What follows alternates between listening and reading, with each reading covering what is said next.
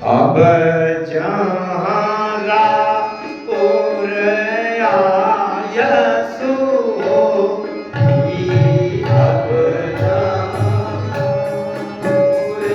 आयसु होई, मुनि खुद बेग न पावई होई, मुनि खुद बेग न पावई होई, बस जिया जानी कहिया सोई खाऊं, बस जिया जानी कहिया सोई खाऊं, सिर समेत सहित जाऊं, सिर समेत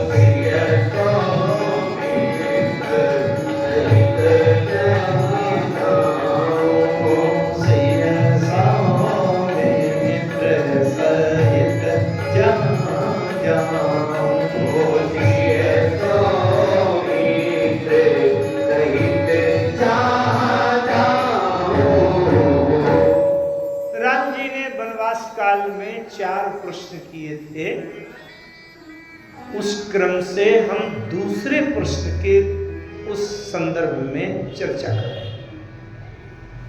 वन में जब गए तो महर्षि वाल्मीकि जी के सामने हाथ जोड़कर खड़े हो गए और राम जी ने कहा, महामुनि, मैं वन क्षेत्र में रहने के लिए आया हूँ, 14 वर्ष तक मुझे रहना है, ऐसा कोई स्थान बता दीजिए जहां मैं अकेला नहीं, सिय सौमित्र सहित जाऊं।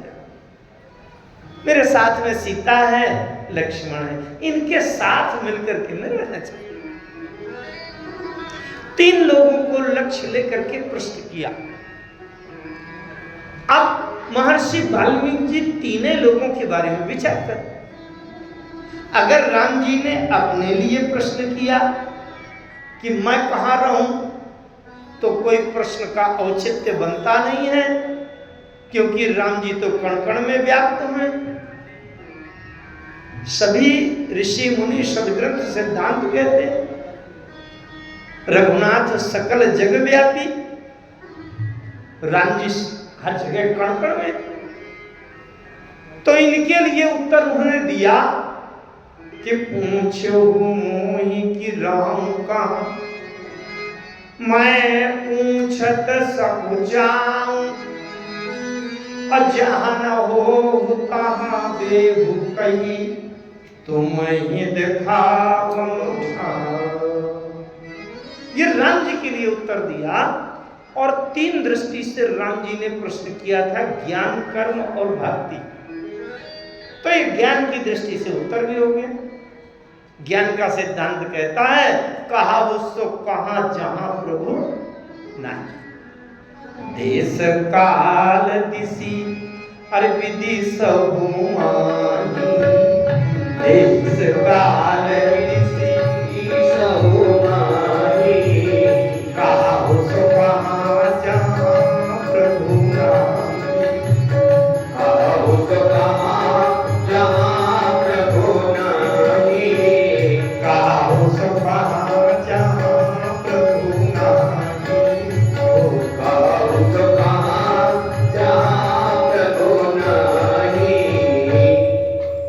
अच्छा, तो राम जी की दृष्टि से तो वाल्मीकि जी ने ये संकेत किया। अब अगर सीता जी की दृष्टि से राम जी ने प्रश्न किया कि ये सीता कहाँ रहेगी, तो वाल्मीकि जी बड़ा अच्छा उत्तर दे रहे हैं। क्या? श्रुति से तो पालक राम तुम जगदीश माया जानती, श्रुति से तो पालक राम तुम जगदीश माया जानती, जो सजती जग पालती आरती रूप पाई कृपा निधान की, जो सजती जग पालती रूप पाई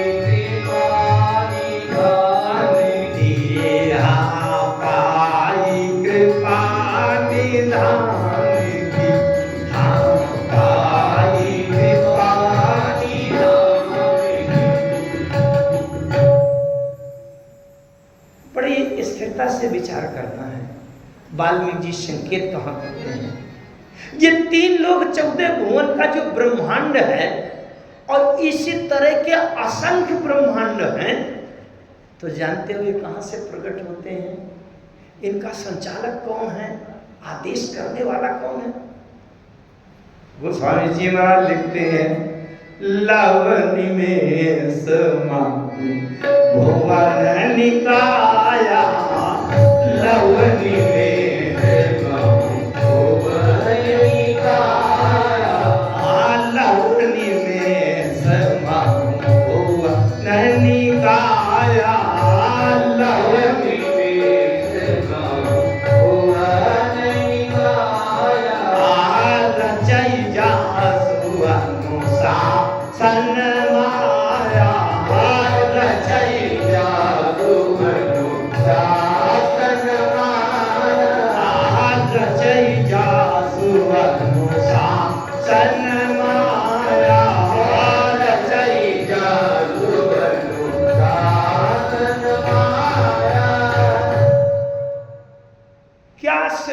कहता है जितने असंख्य ब्रह्मांडों के झुंड हैं, ये जानते हैं कहां से इनकी रचना होती है?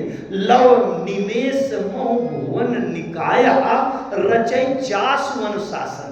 जिसकी अनुमति आज्ञा मिलते ही, संकेत मिलते ही माया असंख्य ब्रह्मांडों की रचना कर देती है, वो है सीता, वो है सीता। अरे एक रचई जग गुण बस जाके, अप्रभु प्रेरित नहीं निज बल ताके। एक रचई जग गुण बस जाके। सीता जी क्या है? उद्भव स्थिति संहार कारणीम क्लेश हारिणीम सर्वश्रेयस्करीं सीतां न तो हम राम वल्लभा। सीता जी क्या करती? जो लोग मानस के बहुत सूक्ष्म अध्ययन करने वाले लोग बैठे हैं, उनको मैं थोड़ा सा दृष्टि केंद्रित करूं। उद्भव स्थिति संहार कारिणीम, यहां कारिणीम शब्द है। उद्भव स्थिति संहार कारिणीम क्लेश हारिणीम सर्वश्रेष्ठ करीम। तो सर्वश्रेष्ठ कारिणीम क्यों नहीं है? करीम क्यों? अब उद्भव स्थिति संहार करीम क्यों नहीं, कारिणीम क्यों? बड़े ध्यान से समझे, मानस बहुत गहरा गंभीर ये वेदांत है। कारणीम का अर्थ होता है स्वयं नहीं करती। बहुत ध्यान से समझिएगा, उद्भव स्थिति और संहार ये स्वयं नहीं करती, कारणीम करवाती हैं अपने अनुचरियों से, सेविकाओं से। और सर्वश्रेयस करीम का मतलब है श्रेय माने कल्याण। जो कल्याण करने का काम है वो किसी कर्मचारियों के भरोसे नहीं छोड़ती। करीम का मतलब स्वयं करती हैं, जीव का कल्याण स्वयं करती हैं, और बाकी उत्पत्ति पालन और संहार वो दूसरे अन्य देवियों से करवाती हैं। ये सीता जी की महिमा है, क्योंकि ये तीनों की देवियों की अधिष्ठात्री है। राम जी ने स्वयं कहा था, आदिशक्ति आदिशक्ति जी जग उपजाया, आदिशक्ति जी जग उपजाया, आसो अवतारी मोर जहाँ माया, आसो अवतारी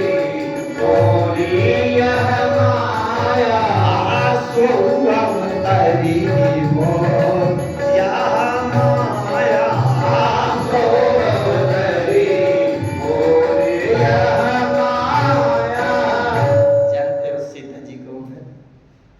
अरे जासवंश उपजहि गुण खानी, जासवंश उपजहि गुण खानी, जासवंश उपजहि गुण खानी, जासवंश उपजहि गुण खानी, अगणित लक्षि उमा ब्रह्मानी, अगणित लक्षि उमा ब्रह्मानी, अगणित लक्षि उमा ब्रह्मानी, अगणित लक्षि उमा ब्रह्मानी, जासवंश उपजहि गुण खानी।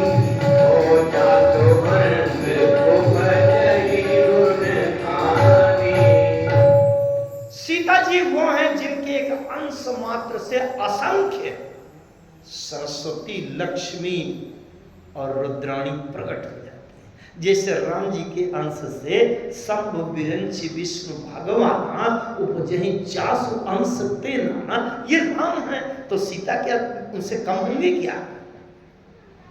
तो अच्छा, राम जी ने कह दिया आदि शक्ति यही जग उपजाया, जो अपने संकेत मात्र से माया से असंख्य ब्रह्मांडों के गुच्छे प्रकट करा देती है और जग को उत्पन्न करती है।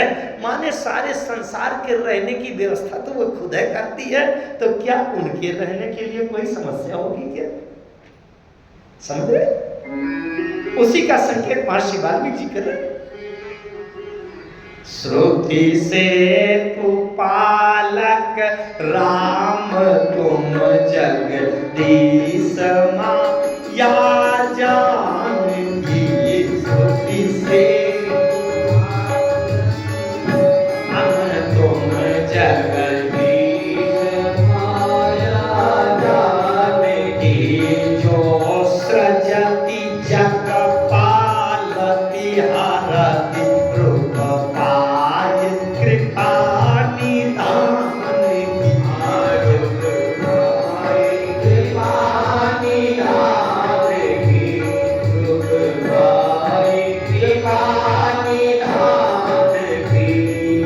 जो सृजति जग पालति हरति, पूरी सृष्टि के सृजन उनके संकेत मात्र से होता है।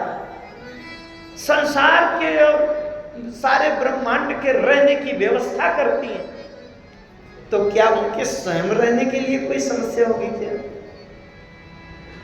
अच्छा, अब तीसरे नंबर पर आए लक्ष्मण जी। वाल्मीकि जी सोच रहे हैं शायद ये प्रश्न लक्ष्मण जी के दृष्टि से उनको लक्ष्य करके किया हो। तो लक्ष्मण जी कौन है? जब सबका नामकरण हो रहा था उस समय राम जी का नाम पहले रखा गया, फिर भरत जी का रखा गया।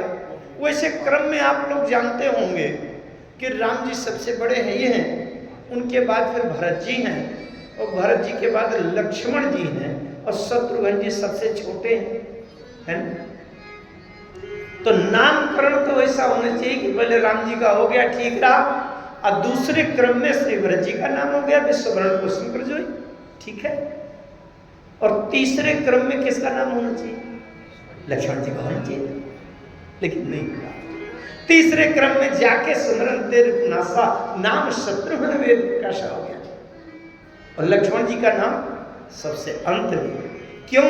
एक शब्द आया, लक्षण धाम राम प्रिय सकल जगत आधार।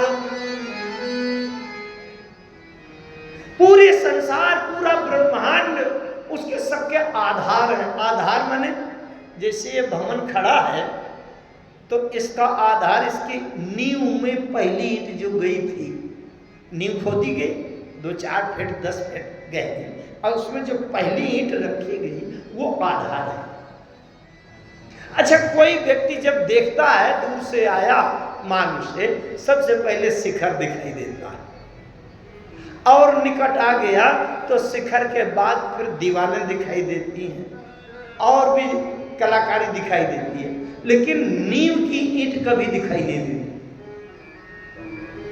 नींव की ईंट तो तब दिखाई पड़ेगी जब पूरे भवन की दीवार के नीचे खुदाई करेंगे, तब कहीं नीचे निकलेगी।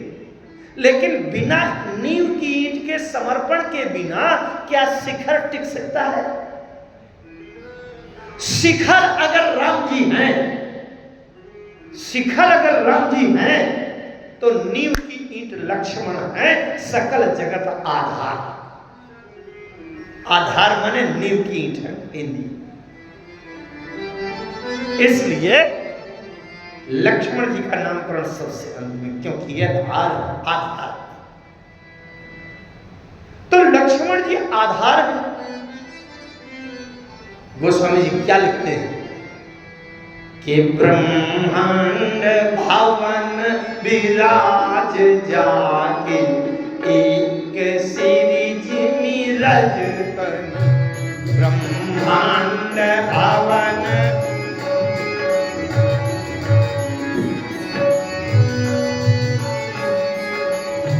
ब्रह्मांड भवन विराज जाके, एक सिरज नीरज कर। ब्रह्मांड भवन विराज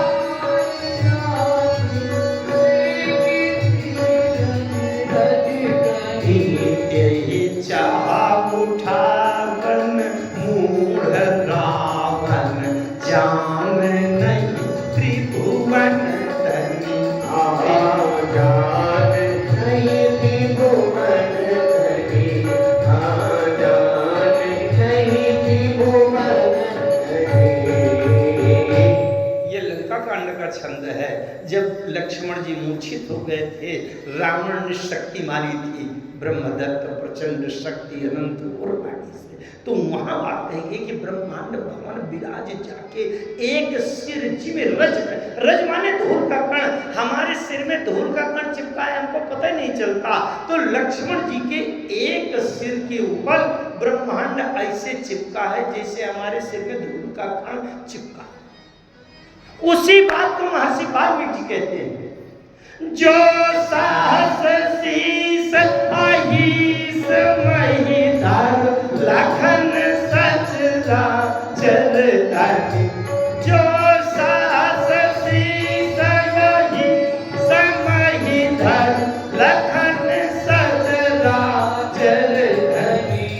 सुर काज धारी नर राज तनु चल, दलन खल निश्चर यदि। दलन खल निश्चर यदि, दलन खल निश्चर यदि। महर्षि वाल्मीकि जी कहते हैं कि जो साहस शीस अहीस महीधर, एक सिर के ऊपर पूरा ब्रह्मांड धूल के कण की तरह चिपका है, और जिसके 1000 सिर हैं। जानते हैं 1000 सिर किसके होंगे?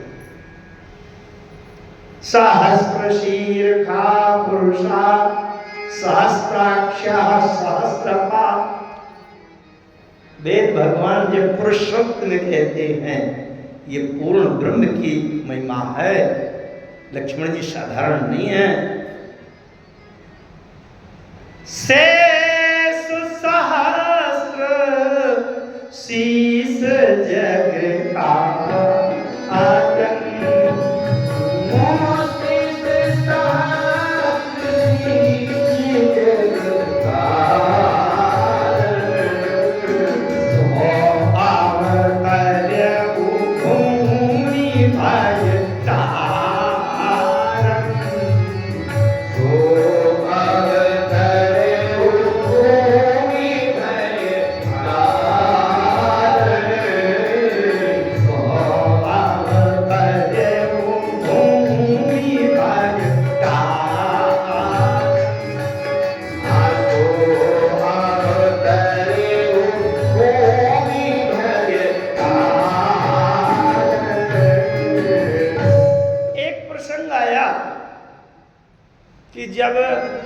लंका कांड में मेघनाद ने वीरघातिनी शक्ति मार दी, लक्ष्मण जी मूर्छित हो गए। लक्ष्मण जी मूर्छित हो गए। मेघनाद को लगा कि सबसे बड़ा आज शत्रु को मैंने गिरा दिया, और अगर इन लक्ष्मण के शरीर को मैं उठा के लंका ले जाऊं तो मेरे पिता रावण देखेंगे तो बड़े प्रसन्न हो जाएंगे कि शाबाश पुत्र, तुमने तो एक ही दिन में बड़ा भारी काम कर दिया। तो मेघनाद गया, उठाने लगा। लक्ष्मण जी का शरीर उठ नहीं पाया, हिल नहीं पाया। मेघनाद ने अपने समान के हजारों लाखों करोड़ों उन सैनिकों से कहा, आओ उठो, आओ, सब लोग मेरे ख्याल उठा कर ले चले। गोस्वामी जी महाराज लिख रहे हैं, मेघनाद सको सत जोधा रहे उठाई, उठ नहीं गए। गोस्वामी जी से पूछा गया, महाराज उठ क्यों नहीं गए?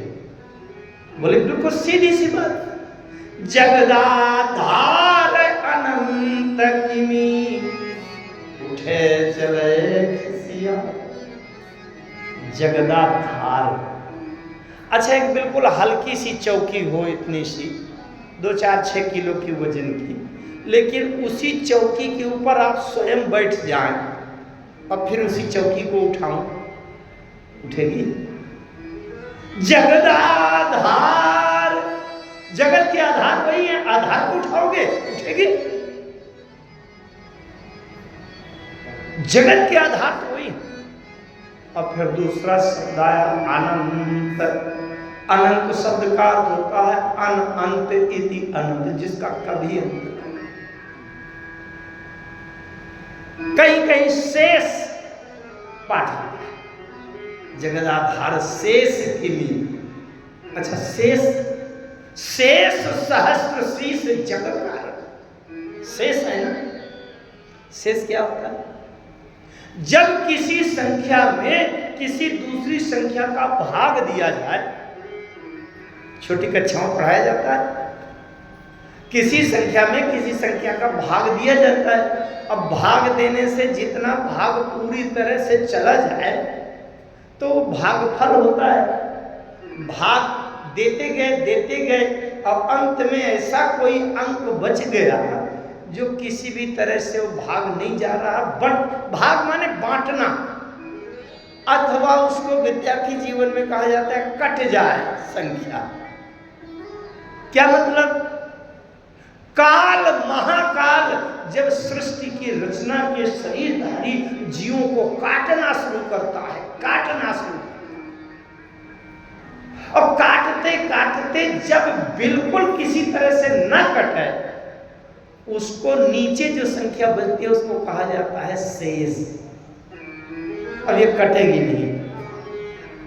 काल जब सृष्टि को काटना शुरू करता है तो काटते काटते अंत में जिसको काल भी न काट पावे और शेष बच जाए वो है शेष सहस्त्र शीश जगत के आधार है। लक्ष्मण अनंत है, शेष है। जब जगत के आधार है, वाल्मीकि जी सोच रहे हैं जो पूरे सृष्टि ब्रह्मांड के रहने की व्यवस्था की है। अच्छा, शेषनाग के सिर में पूरा ब्रह्मांड धूल के कण की तरह चिपका है, और अगर शेषनाग भगवान ऐसे ऐसे कर दे, झटक दे अपना सिर, तो हम लोग बचेंगे कहीं? इसका मतलब हम लोग जो टिके हैं वो शेषनाग भगवान की कृपा से टिके। एक बड़ा अच्छा प्रसंग आया बालकांड में। धनुष उठाने के लिए जनकपुर में जब वो धनुष यज्ञ चल रहा था, उस समय लक्ष्मण जी को जब आवेश आया, लक्ष्मण जी ने अपना पुरुषार्थ बताते हुए राम जी से समर्पण करते हुए कहा, प्रभु जो अगर आपकी अनुमति आज्ञा मिल जाए तो कंदु कई ब्रह्मांड उठा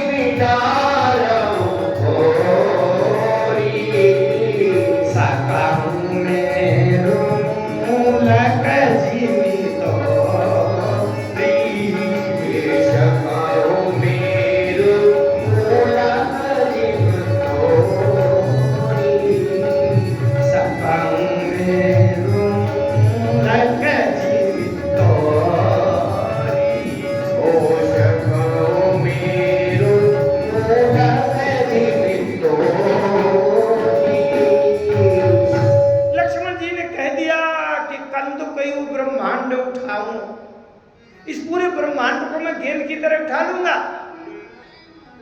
ये कोई झूठी बात नहीं है। जब एक धूल के कण की तरह चिपकाए खड़े रहते हैं सिर में, तो उठा लेना कौन सी बड़ी बात। सब लोगों ने सोचा भैया उठा सकते हैं, लेकिन जब लक्ष्मण जी ने यह कह दिया काचे घट जिमी डारो फोरी, कच्चे घड़े की तरह फोड़ डालूंगा, तो पूरी भीड़ में घबराहट हुई, भैया भागो, अगर ब्रह्मांड को फोड़ डाला तो हम कैसे रहेंगे। अब किसी ने कहा तो हम भाग के जाएंगे कहाँ, जब पूरा ब्रह्मांड फोड़ देंगे तो भाग के दौड़ के भागे भी तो कहाँ जाएंगे। एक व्यक्ति ने कहा सुनो सुनो, बहुत अच्छी युक्ति, बहुत अच्छी सुरक्षा की बात। बोले क्या? बोले जब ये पूरे ब्रह्मांड को फोड़ डालेंगे तो ये अपने खड़े रहने के लिए तो कोई व्यवस्था करेंगे, इसलिए इन्हीं के चरणों के पास टिके रहो, जहां ये रहेंगे वहां हम भी रहेंगे, यहीं बचेंगे और कहीं भागने से नहीं बचेंगे। कहने का तात्पर्य ये, लक्ष्मण साधारण नहीं है। जब महर्षि वाल्मीकि जी विचार कर रहे हैं कि जो पूरे सृष्टि को स्थिर करने के लिए, टिकाने के लिए, बसाने के लिए, रहने के लिए जो नीचे आधार बना हुआ है, तो उसके रहने की कौन सी समस्या है। इसका मतलब वाल्मीकि जी ने जो विचार किया, तो चाहे राम जी की दृष्टि से हो तो ये प्रश्न पूछना उचित नहीं लगा, और चाहे सीता जी की दृष्टि से पूछा हो तो भी सीता जी को कौन सी समस्या है रहने के लिए, और चाहे ये लक्ष्मण जी की दृष्टि से पूछा हो तो भी ये बात उचित नहीं समझ में आता, समझ नहीं आता। लेकिन वाल्मीकि जी ने बड़ी अच्छी बात कही कि जग पे खन तुम देखनिहारे, विधि हरि शंभु चावनिहारे। जग पे खन तुम देखनिहारे, विधि हरि शंभु चावनिहारे। देव न जानहि मरम तुम्हारा, देव न जानहि मरम तुम्हारा, और तुम्हीं को जान निहारा, और तुम्हीं को जान निहारा।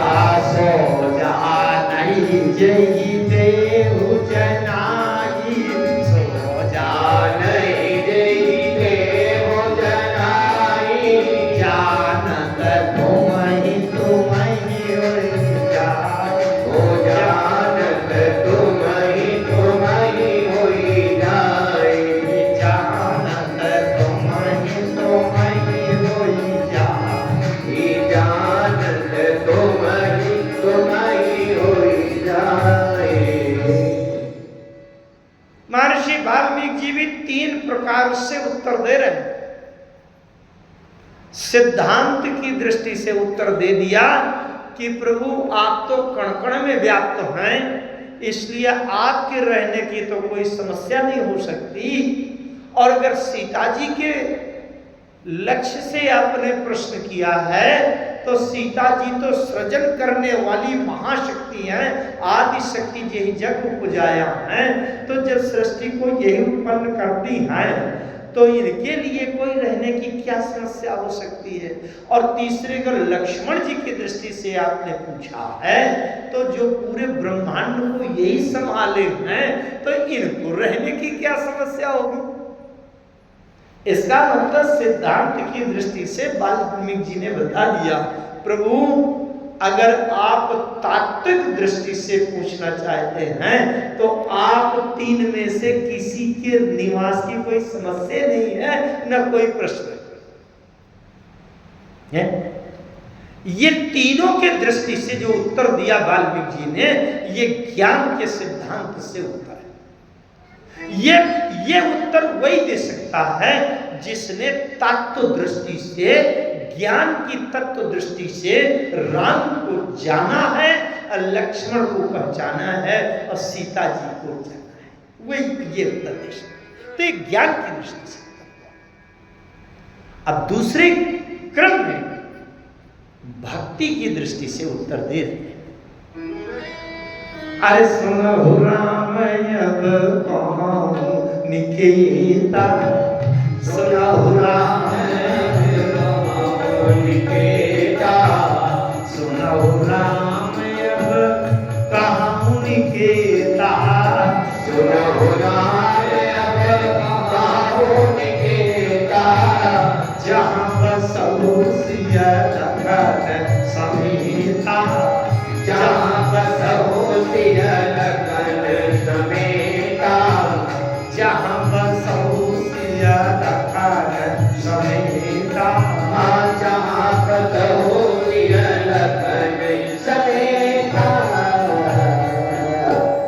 एक एक शब्द आप अगर समझें तो वाल्मीकि जी कहते हैं सुनहु राम अब कहूं निकेता। निकेत माने घर। अब आपको घर बता रहे हैं। इसका मतलब अभी तक घर नहीं बता रहे थे। अभी तक क्या बता रहे थे? सिद्धांत बता रहे थे कि आपको किसी घर की जरूरत नहीं, बिना घर के रहते हैं। आप तो पूर्ण ब्रह्म हैं, व्यापक हैं, और सीता जी पूरी के सृजनहार शक्ति हैं, आदि शक्ति हैं, और लक्ष्मण जी तो सबके आधार। तो अभी तक मैंने घर नहीं बताया, लेकिन अब आपको रहना ही है, तो अब मैं घर बता रहा हूं। और घर ऐसा बता रहा हूं कि आप भी रह लेंगे, और लक्ष्मण भी रहेंगे, सीता भी रहेंगे। सुनो राम अब कहूं निकेता। ये दूसरे दृष्टि से जितने घर बताए, कितने घर बताए हैं आप मानस में पढ़िएगा, प्रसंग बड़ा विस्तृत है। 14 प्रकार के स्थान बताए। निकेता माने घर। 14 प्रकार के भक्तों के लक्षण बताए हैं कि जिनके जीवन में ये भावनाएं हैं, उनके हृदय में रहिए। अच्छा, तो ये बताइए, कोई व्यक्ति शरीरधारी है और कह रहा है कि मुझको रहने के लिए घर बता दीजिए, और बताने वाले ने कहा कि इसके हृदय में रहिए, तो शरीरधारी जो व्यक्ति रहने के लिए पूछा है, तो उसका हृदय यहां से फाड़ कर अंदर घुसेगा क्या? विचार करें। राम जी सगुण साकार है कि नहीं? सीता जी भी खड़ी, लक्ष्मण जी भी। तो जो घर बता रहे हैं उन पर मैं चर्चा करूंगा अभी। 14 प्रकार के भक्तों के हृदय को उन्होंने घर बताया कि जिनके श्रवण समुद्र समाना कथा तुम्हार सुगम सरे नाना, और भरे ही निरंतर हो ही न पूरे, तिनके ही तुम कहूं ग्रह। उनके हृदय में आपका बड़ा अच्छा घर रहो। तो व्यवहारिक दृष्टि से आप सोचो, क्या राम जी उसका हृदय फाड़ कर घुसने लगेंगे क्या? कि बता दी।